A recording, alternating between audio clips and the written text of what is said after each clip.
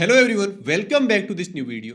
तो आज हम 6 ऐसे आईपीओस के बारे में बात करने वाले हैं जिनमें शेयर होल्डर्स कोटा रहेगा, यानी कि इनकी पेरेंट कंपनी के शेयर होल्डर्स के लिए उनके आईपीओ में कुछ शेयर्स रिजर्व होंगे। हालांकि ये मैं आपको स्टार्ट में बता दूं कि ये जो आईपीओज है ये अभी तक ऑफिशियली अनाउंस नहीं हुए, तो जो शेयर होल्डर्स कोटा की बातें हैं वो इनके डीआरएसपी में लिख रखी है। हो सकता है कि जब कंपनीज अपना आरएसपी फाइल करे, जो कि वन है कि आईपीओ प्रोसेस का एक फाइनल डॉक्यूमेंट होता है, तब शायद ये अपना वो शेयर होल्डर्स कोटा वाला क्लॉज ही रिमूव कर दे। तो वो तो भाई टोटली कंपनीज की मर्जी है, लेकिन अभी के लिए एज पर डीआरएचपी आप ये मानकर चल सकते हो कि ये सारे के सारे 6 आईपीओस शेयर होल्डर्स कोटा के साथ ही मार्केट में आएंगे। अब इनमें से 2-3 आईपीओस तो ऐसे हैं जो कि बहुत लंबे टाइम से पेंडिंग, जिनकी काफी टाइम से बातें हो रही है, और 2 आईपीओस ऐसे हैं जो कि हो सकता है कि अगले कुछ दिनों में हमें ओपन होते हुए देखने को मिल जाए। अब ये आईपीओस कौन से हैं, इनकी पेरेंट कंपनी क्या है, इनकी क्या डिटेल्स है, ये सब जानने के लिए आप बस इस वीडियो के अंत तक बने रहे। अब इनमें सबसे पहले तो एक फेमस लिस्टेड पीएसयू कंपनी है कोल इंडिया के नाम से, आई एम श्योर आप सब लोग जानते ही होंगे। उसकी 2 सब्सिडी कंपनीज का आईपीओ आने वाला है, यानी कि अभी अगर आप कोल इंडिया के शेयर्स परचेज कर लेते हैं तो आप इसकी 2 सब्सिडी कंपनीज के आईपीओ में शेयर होल्डर्स कोटा के थ्रू अप्लाई कर पाएंगे। पेरेंट कंपनी एक है और सब्सिडी कंपनीज 2 है। तो कोल इंडिया की पहली जो सब्सिडी कंपनी है वो है भारत कोकिंग कॉल नाम से। इसका जो आईपीओ है सेबी का अप्रूवल तो सितंबर 2025 में ही मिल गया था। इसके इश्यू साइज की कोई इन्फॉर्मेशन हमारे पास नहीं है कि भाई ये जो आईपीओ है ये कितने अमाउंट का रहने वाला है, लेकिन हाँ ये जरूर है कि जितना भी अमाउंट होगा वो 100% ओएफएस होगा, यानी कि ऑफर फॉर सेल। कंपनी को भारत कुकिंग कॉल से इस आईपीओ से 1 रुपया भी नहीं मिलने वाला है। जो भी सारे पैसे होंगे वो जाएंगे कोल इंडिया के पास, और इस आईपीओ में जो रिटेल पोर्शन है वो रहेगा 35%। दूसरी जो कंपनी है वो है central mine planning and design institute. ये भी कोल इंडिया की सब्सिडी कंपनी है, और इसका स्टेटस ये है कि इन्होंने अभी अपना डीआरएसपी फाइल किया है। सेबी का अप्रूवल इन्हें अभी तक नहीं मिला है, तो पहले तो सेबी इनके आईपीओ को अप्रूव करेगी, फिर ये अपना आरएसपी फाइल करेंगे, और तब जाकर ये आईपीओ मार्केट में लाइव होगा। और इसमें भी ये जो इश्यू साइज इसकी रहेगी वो 100% ओएफएस ही होगा। कोल इंडिया को ही सारे पैसे मिलने वाले हैं। तो भाई कोल इंडिया के पास काफी पैसे आएंगे जब भी ये दोनों आईपीओ लाइव हो जाएंगे। फिलहाल इनकी कोई डेट्स हमारे पास नहीं है, लेकिन हाँ ये एंटिसिपेटेड जरूर है कि ये आईपीओ बहुत जल्द हमें मार्केट में देखने को मिल सकते हैं। और हाँ इस आईपीओ में भी रिटेल पोर्शन एज यूजुअल 35% ही होगा, क्योंकि भाई पीएसयू कंपनी से अच्छा प्रॉफिट वगैरह अर्न कर रही है, तो रिटेलर्स को ये अपने आईपीओ में 35% शेयर्स देंगे। तो ये तो वो 2 कंपनीज हैं जिनमें आप कोल इंडिया के शेयर्स परचेज करके शेयर होल्डर्स कोटा के लिए एलिजिबल हो सकते हैं। पहला तो हुआ भारत कुकिंग कॉल, और दूसरा है central mine planning and design institute. अब अगर 2 ऐसी कंपनीज के आईपीओस की बात करें जो कि बहुत लंबे टाइम से पेंडिंग है, काफी टाइम से इन आईपीओस की बातें हो रही है, तो पहली कंपनी तो है ग्रीविस इलेक्ट्रिक मोबिलिटी नाम से। ये कंपनी इलेक्ट्रिक व्हीकल्स बनाती है, और इनका जो आईपीओ है उसे भी सेबी का अप्रूवल तो मई 2025 में ही मिल गया था, लेकिन अभी तक कंपनी ने ना तो अपना आरएसपी फाइल किया है और ना हमारे पास कोई एग्जैक्ट डेट्स है कि भाई इस दिन कोई आईपीओ ओपन होने वाला है। हाँ अगर इसके पेरेंट कंपनी की बात करें तो वह ग्रीविस कोटन नाम से, जिसका जो शेयर प्राइस है वो 200 रुपीज के आसपास है। तो अगर आपको इसमें शेयर होल्डर्स कोटा में एलिजिबल होना है तो आप ग्रीविस कोटन का एक शेयर भी अपने डीमैट अकाउंट में खरीद के रख सकते हैं। हालांकि इसमें रिटेल पोर्शन बस 10% ही रहेगा, क्योंकि ये कंपनी कंटिन्यूस लॉस में और भारी भरकम लॉस कर रही है। लॉस लगातार बढ़ रहा है, जो कि काफी बड़ा नेगेटिव पॉइंट है। और अगर बात करें इसके इश्यू साइज के बारे में, तो जब कंपनी ने अपना डीआरएसपी फाइल किया था तो डीआरएसपी में ये मेंशन किया था कि इनके आईपीओ में 1000 करोड़ रुपए का तो होगा फ्रेश इश्यू, और कुछ पार्ट इनका फिर ओएफएस का भी रहने वाला है। अमाउंट अभी तक नहीं पता है। अब दूसरी ऐसी कंपनी जिनका आईपीओ बहुत लंबे टाइम से पेंडिंग है, और ओवरऑल जो चौथा आईपीओ हमारे आज के इस वीडियो का, वो है ई ट्रिपल ए इंडिया का आईपीओ। अब हालांकि ये कंपनी बस लिस्ट में इसलिए इन्होंने एक टाइम पर अपना डीआरएसपी फाइल किया था, लेकिन अभी इनका स्टेटस ये है कि सेबी ने इनके डीआरएसपी को वापस रिटर्न कर दिया, इनके आईपीओ को अप्रूव नहीं किया। तो अभी इन्हें बहुत लंबा प्रोसेस फिर से करना होगा। ये फिर से अपना डीआरएसपी फाइल करेंगे, फिर उन्हें सेबी अप्रूव करेगी, फिर ये अपना आरएसपी फाइल करेंगे, और तब जाकर ये कहीं आईपीओ मार्केट में लाइव होगा। तो अभी इसके लिए और भी लंबा वेट हमें करना होगा। लेकिन क्योंकि ये आईपीओ है ना, ये काफी टाइम से कार्ड्स पर है कि भाई आ सकता है ये आईपीओ, तो इसलिए मैं आपको बता रहा हूं। बाकी नियर फ्यूचर इस आईपीओ के चांसेस बहुत कम है। इसकी अगर पेरेंट कंपनी की बात करें तो वह एडलवेज फाइनेंशियल सर्विसेज नाम से, जिसका जो शेयर प्राइस है वो शायद 100 या 110 रुपीज के आसपास होगा। तो अगर आपको अभी तो इसके वैसे कोई चांसेस नहीं है आईपीओ आने के, लेकिन अगर आपको एकदम सेफ प्ले करना है भाई क्या पता है एकदम जल्दी जल्दी आईपीओ आ जाए और मैं अभी से शेयर्स खरीद के रख लूं, तो आप चाहे तो एडलवेज फाइनेंशियल सर्विसेज के शेयर्स अपने डीमैट अकाउंट में खरीद के रख सकते हैं। लेकिन अगेन मैं आपको बता दूं कि इस आईपीओ में हमें अभी रश करने की बिल्कुल भी जरूरत नहीं है। अभी तो इसमें बहुत लंबा टाइम लगने वाला है। वही कंपनी जब फिर से अपना डीआरएसपी फाइल करेगी तब भी उसकी न्यूज आउट होगी, जब इन्हें सेबी का अप्रूवल मिलेगा तब भी न्यूज बाहर आनी है, और फिर ये जाकर अपना आरएसपी फाइल करेंगे तब कहीं शेयर होल्डर्स कोटा की बातें होंगी। तो अभी तो इसमें बहुत लंबा टाइम पीरियड लगने वाला है। अभी आपको जल्दबाजी करने की बिल्कुल जरूरत नहीं है। हाँ अगर पुराने डीआरएसपी के अकॉर्डिंग इसके इश्यू साइज की बात करें तो ये जो आईपीओ है ई ट्रिपल ए इंडिया का, वो अराउंड 1500 करोड़ रुपीज का रह सकता है, जो कि फुल्ली ओएफएस होगा। तो अगेन ये भी एक नेगेटिव पॉइंट है कि भाई इतना छोटा आईपीओ है, ना कोई बड़ी नोवन कंपनी है, और उसके बाद भी ये आईपीओ फुल्ली ओएफएस ही रहने वाला है।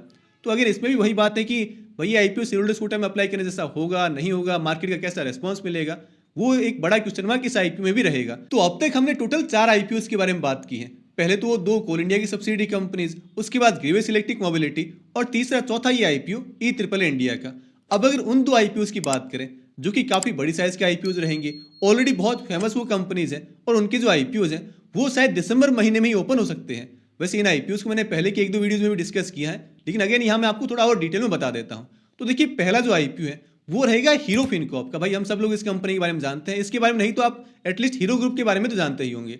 इसकी जो पेरेंट कंपनी है वो होगी हीरो मोटोकॉर्प। बहुत लोगों ने ऑलरेडी हीरो मोटोकॉर्प के शेयर्स परचेज कर रखे हैं इस आईपीओ के लिए। अगर आपको भी हीरो फिनकॉर्प के आईपीओ में शेयर होल्डर्स कोटा के लिए एलिजिबल होना है तो आप भी चाहें तो हीरो मोटोकॉर्प के शेयर्स अपने डीमैट अकाउंट में खरीद के रख सकते हैं, क्योंकि अभी तक इस आईपीओ का आरएसपी फाइल नहीं हुआ है। जब भी आरएसपी फाइल हो जाएगा वही इनकी रिकॉर्ड डेट होगी और उस दिन जिनके भी डीमैट अकाउंट में हीरो मोटोकॉर्प के शेयर्स होंगे बस वही लोग हीरो फिनकॉर्प के आईपीओ में शेयर होल्डर्स कोटा के थ्रू अप्लाई कर पाएंगे। तो ये तो बात हुई इसमें शेयर होल्डर्स कोटा की। अगर बात करें इसके इश्यू साइज के बारे में तो ये आईपीओ जो है वो रहेगा अराउंड 35 या 3600 करोड़ रुपीज का, जिसमें शायद 2000 करोड़ रुपीज का होगा फ्रेश इश्यू और 1500 करोड़ रुपीज का होगा ओएफएस यानी कि ऑफर फॉर सेल। और इस आईपीओ में भी रिटेल पोर्शन तो 35% ही रहेगा। वैसे हीरो फिनकॉर्प के आईपीओ को भी सेबी का अप्रूवल तो मई 2025 में ही मिल गया था। तो मई 25 से लेकर मई 26 के बीच में इन 12 महीनों में ये कभी भी अपना आईपीओ लाइव कर सकते हैं। हालांकि न्यूज यही है कि दिसंबर महीने में ही ये हमें आईपीओ मार्केट में देखने को मिल सकता है, हीरो फिनकॉर्प का आईपीओ। तो ये तो पहली कंपनी है जो कि बहुत फेमस कंपनी है, जो आईपीओ बहुत जल्द आने वाला है। अगर बात करें दूसरी कंपनी के बारे में तो उसके बारे में मैंने जस्ट पिछले वीडियो में ही बहुत डिटेल में बात की है। वो है आईसीआईसीआई प्रूडेंशियल एएमसी का आईपीओ।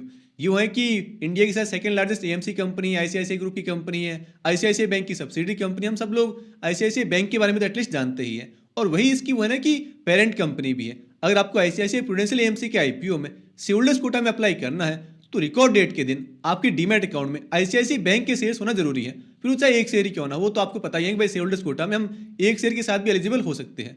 तो ये तो है इसकी पेरेंट कंपनी। इसने भी अभी तक अपना आरएसपी फाइल नहीं किया है, हालांकि इसको तो अभी तक सेबी का अप्रूवल भी नहीं मिला है। बहुत जल्द अप्रूवल मिलेगा और फिर ये आईपीओ लाइव होगा। और इसके डेट्स की बात की तो मार्केट में जो रूमर्स हैं वो ये है कि ये जो आईपीओ है ये 10 दिसंबर को ओपन हो सकता है, और ये जो आईपीओ है ये 2025 का भी one of the biggest IPO रह सकता है, क्योंकि इसकी जो इश्यू साइज है वो होगी 10,000 करोड़ रुपीज। और ये आईपीओ होगा 100% ओएफएस, यानी कि जो सारे पैसे वो मिलेंगे सेलिंग प्रमोटर्स को, ना कि इस कंपनी को। हालांकि इससे उतनी जरूरत भी नहीं है पैसों की, भाई इस कंपनी का बिजनेस ही बहुत स्ट्रॉन्ग है, बहुत अच्छी इसकी प्रॉफिटेबिलिटी है, इसके कैश फ्लो ऑलरेडी बहुत स्ट्रॉन्ग है।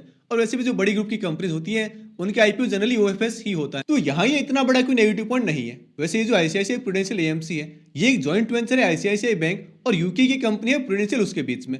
तो इस आईपीओ में आईसीआईसीआई बैंक कंपनी ज्यादा होल्डिंग सेल नहीं करेगी, बल्कि जो यूके वाली कंपनी है वो अपनी मोस्टली होल्डिंग सेल करने वाली है। तो आईपीओ के बाद भी इसमें आईसीआईसीआई बैंक के पास एक ठीक ठाक होल्डिंग रहेगी, जो कि एक अच्छी बात। तो दोस्तों ये वो 6 आईपीओ हैं जो कि हमें नियर फ्यूचर ही देखने को मिल सकते हैं और जिनमें शेयर होल्डर्स कोटा भी होगा।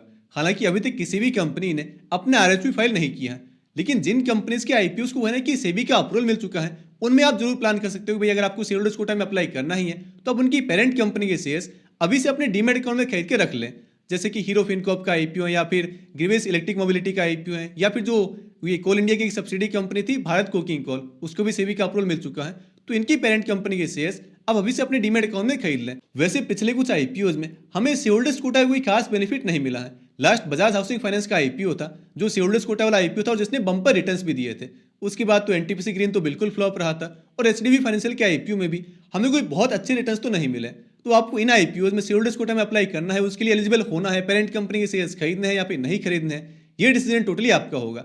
भाई ये है ना कि जैसे हीरो फिनकॉर्प का आईपीओ ले लो या फिर आईसीआईसीआई वाला आईपीओ है, ये बड़ी साइज के आईपीओ है, इनमें काफी इजी अलॉटमेंट रहेगा बाकी कैटेगरीज में भी।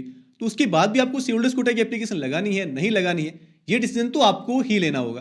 भाई अगर आप पेरेंट कंपनी के शेयर्स खरीदते हैं तो ठीक ठाक इन्वेस्टमेंट भी होगा। जैसे हीरो मोटोकॉर्प का शेयर तो 6,000 रुपये का है, अगर आईसीआईसीआई बैंक के शेयर्स भी खरीदते हो तो उसमें भी थोड़ा बहुत पैसे आपको लगाने होंगे। तो ये आपको वर्थ इट लगता है या फिर नहीं, ये तो फिर भाई आपको अपने एंड पर डिसाइड करना है। लेकिन अभी के लिए बस यही है कि किसी भी आईपीओ ने अपना आरएसपी फाइल नहीं किया है, तो अगर आपको एलिजिबल होना ही है तो अब इनकी पेरेंट कंपनी के शेयर्स अभी से अपने डीमैट अकाउंट पर खरीद के रख सकते हैं, ताकि जब भी ये आईपीओ लाइव होंगे तो आप इनमें 2 एप्लीकेशन लगा पाओगे। एक तो अपनी नॉर्मल एप्लीकेशन जो आप हमेशा लगाते हो रिटेल या एचएनआई की, और दूसरी पे इसमें शेयर होल्डर्स कोटा की एप्लीकेशन, ताकि आपको जो अलॉटमेंट मिलने के चांसेस हैं वो सीधा 2 गुने हो जाएंगे। वैसे जब भी ये कंपनीज अपना आरएसपी फाइल करेगी, इनके आईपीओ की जो भी रिकॉर्ड डेट्स होगी, जो इंपॉर्टेंट डिटेल्स होगी और आईपीओ मार्केट की बाकी सब अपडेट्स भी आपको टाइम टू टाइम मेरे टेलीग्राम चैनल पर मिल जाएगी।